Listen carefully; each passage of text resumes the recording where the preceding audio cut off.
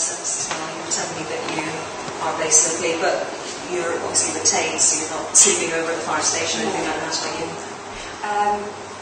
No, I'm a retained firefighter at Ely, and what that means is that I wear an alerter on me, and when I'm working from home on my artwork, I have another day job as well. If my alerter goes off, then I respond immediately and go to the fire station, hop on the fire engine. I do just the same work as whole-time firefighters. We work together at Ely. We have a mixture of retained and whole-time crews. But I've been an artist now for 10 years, working as an artist for 10 years.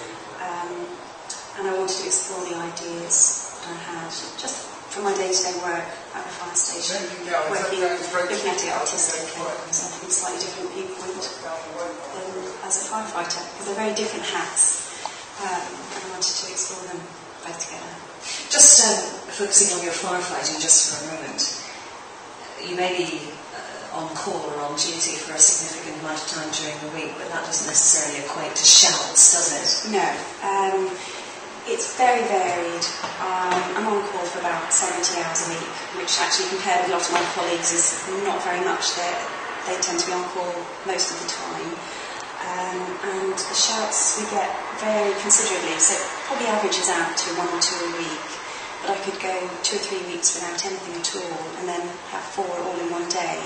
So it's very varied, and we just don't know. And why would a nice girl like you want to work in a vocation, and it's a vocation like that, which requires you to, I don't know, be good at heavy lifting, have a strong stomach for the sights that you might come across? What made you do it? I asked the question a few years ago, what if I could do that? And I called 999 to a fire about 5 years ago and watched it in the middle of the night with my young son, and I just thought it was amazing to see the fire engine come out, how people work as a team, and to do something so useful. And I think being a mother as well, I think was probably the biggest change in my life. And the idea of protecting my children and knowing that there are people protecting my family was probably the biggest influence in me thinking about it. So I want people to be there for my family, and that posed the question in my mind, well, could I do that? Unfortunately, I had 1 or 2 friends who were just very encouraging. I had one friend who said, why not? And another friend as well who said, yes, I think you could do that. And so I did have a friend in the fire service who said, I think you could do that. And I did have to do a certain amount of physical training to get fit enough. And the training itself is quite hard, and it is ongoing. You do sort of a short period of initial training, and then it's ongoing in the job for 3 or 4 years, actually, before I'm a competent firefighter. So I'm still technically a trainee. I've been there for 2.5 years. But yes, it's good. And did you have people also dissuading you, as well as those who were persuading you that it was a good thing to consider?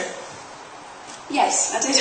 I've had another friend who laughed in my face and I thought it was hysterical. So yes, very different responses. They'd much rather, though, you came out in the middle of the night if their house or their garden shed or something was on fire than perhaps someone they didn't know. Possibly not. So I think people still, some of the artwork you'll see, there is this golden image of the fireman, and people want that big burly fireman to come and rescue them.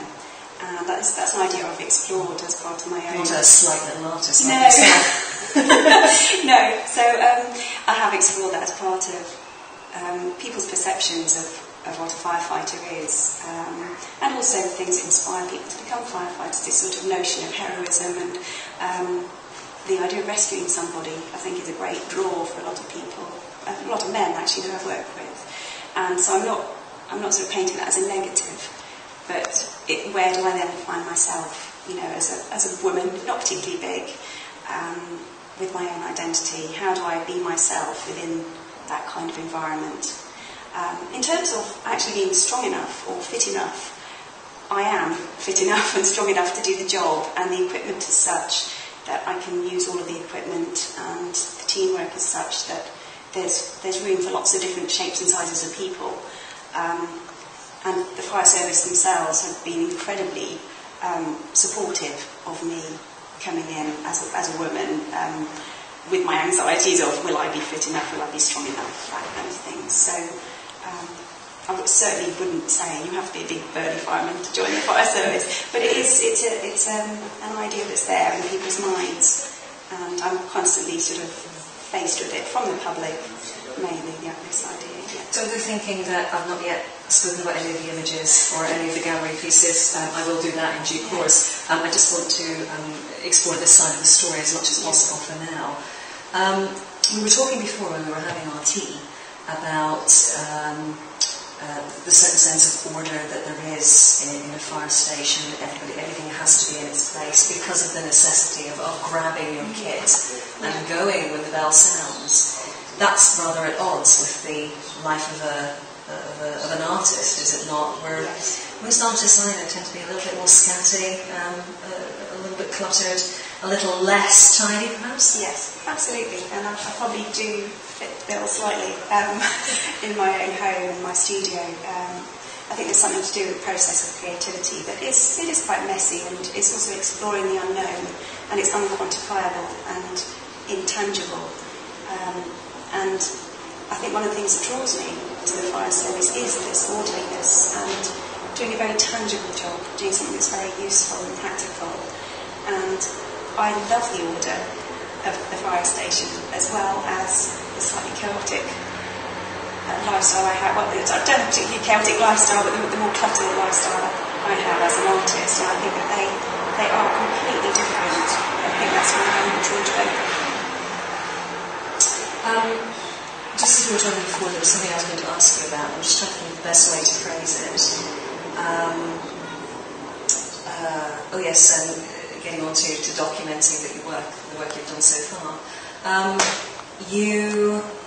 This started off as you documenting what you were doing, writing it down, cataloguing it for yourself.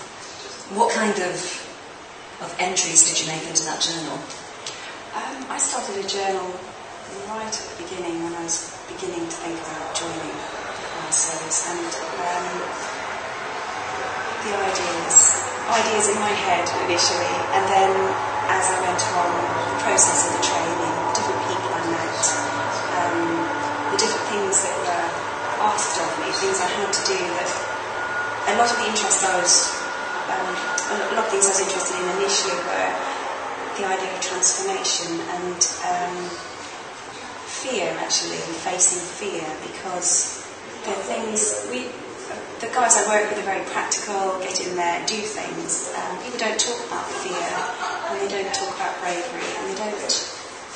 But those are areas I'm very interested in. So joining initially, I had to do tests, lots of tests, sort of testing my fear of heights, testing my fear of tight spaces. And then the first time wearing breathing apparatus, and then going to burning buildings. It's constantly having to challenge fear, and there is the flight or fight response that you have. And wearing my alerter, I'm ready to go, whereas other people could be running in the other direction. And it interests me immensely that you can be trained to cope with quite extreme situations.